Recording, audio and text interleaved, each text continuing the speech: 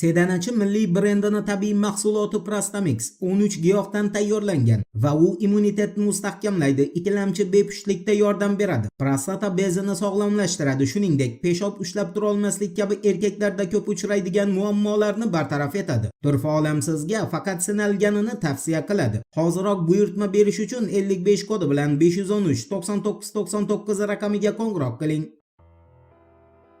Assalomu alaykum qadrdon muxlis. Siz bilan siz bilgan va kutgan kanal Turfa olam. Fars agentligining axborotiga ko'ra, Erondagi namoyishchilar 7-yanvar kuni Kerech shahrini ham qo'lga olgan, ammo boshqa shaharlardagi namoyishchilar soni 100 nafardan ortiq kishini tashkil qilmaydi va bu hozircha Eron harbiylariga boshqa shaharlardagi namoyishlarni nazorat qilish imkonini bermoqda. Eronning yana bir agentligi Tasnim agentligining xabariga ko'ra esa shu kunga qadar namoyishchilar va harbiylar o'rtasidagi to'qnashuvda 2 nafar kishi halok bo'ldi, 30 nafar kishi esa jarohatlandi. Fars agentligiga ko'ra, namoyishchilardan 2 nafarining o'limi Amerika Qo'shma Shtatlarining Eronga yangi hujumi uchun bahona bo'ladi. Negaki sal oldinroq Qo'shma Shtatlar prezidenti Donald Trump agar Eron harbiylari va kuch ishlatar tizimlari namoyishchilarni o'ldirsa, Tehronga yangi zarbalar yo'llash bilan tahdid qilgan edi.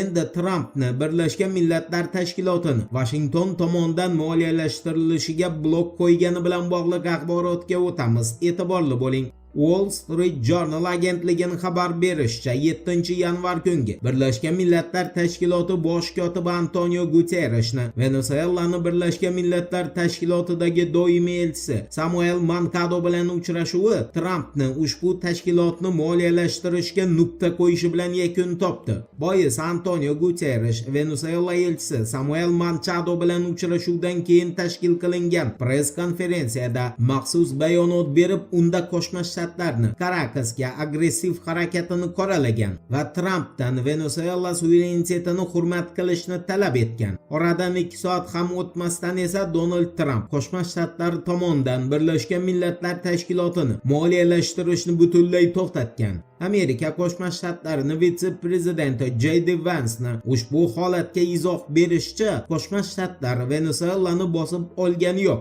Washington Caracasga o'z xavfsizligi uchun talablar yo'lladi va bu talablarga ko'ra Venezuela faqat va faqat neftdan tushgan daromadlarini Qo'shma Shtatlarda ishlab chiqarilgan mahsulotlarni sotib olish uchun sarflash kerak. Shuningdek, Venezuela o'z neftini Qo'shma Shtatlar taqiqlagan davlatlarga sotmasligi shart. Aytgancha, Donald Trump o'ziga qarashli ijtimoiy tarmoqda Kolumbiya masalasiga oydinlik kiritgan. Unda Trumpni qayd qilishicha, Qo'shma Shtatlar prezidenti yaqinda Kolumbiya prezidenti Gustavo Petro bilan Washingtonda uchrashadi va tomonlar o'sha uchrashuvda Venezuela masalasini ham, narkokartellar masalasini ham muhokama qiladi. ABC News agentligining taxminiga ko'ra, Kolumbiya prezidenti shu uchrashuvdan keyin, aniqrog'i, Amerika Qo'shma Shtatlari zaminiga qadam qo'yishi bilan qamoqqa olinishi ham mumkin. Chunki u Nicolas Maduro olib qochilgandan keyin nafaqat Donald Trumpga, balki Qo'shma Shtatlarga ham tahdid qilib, Amerika Qo'shma Shtatlarini frontga taklif etgan edi.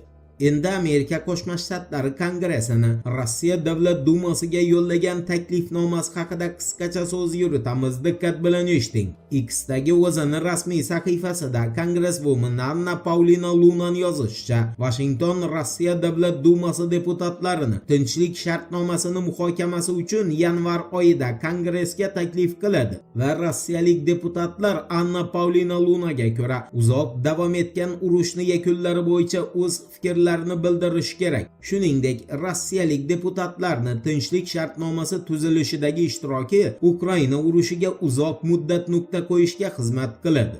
Endi Qo'shma Shtatlar dengiz kuchlari tomonidan qo'lga olingan Marinera neft tashuvchi kemasi ekipajiga aloqador shov-shuvli axborotga o'tamiz. Fox News agentligining ma'lum qilishicha, Qo'shma Shtatlar Marinera tankerini hech bir davlatga qarashli emas deb topdi. Ammo ma'lum bo'lishicha, ushbu kema 24-dekabr kuni Rossiya bayrog'i ostida harakat qilishga ruxsat olgan va Qo'shma Shtatlar dengiz kuchlari uni bortiga ko'tarilganda tanker Rossiya bayrog'i bayrog'i ostida harakatlanayotgan bo'lgan. Rossiya transport vazirligining bayonotida bildirilishicha, Washington Marinera tankerini Venesuelaning soyalar ortidagi neft tashuvchi kemasi sifatida qo'lga olgan va ayni paytda Oq uy Marinera kemasi ekipajini ham ozod qilishdan bosh tortmoqda. Bu degani tanker ekipaji ham Qo'shma Shtatlarda sud qilinishi mumkin degan gapdir. Rossiya transport vazirligiga ko'ra, Moskva Washingtonni xalqaro huquq normalarini hurmat qilgan holda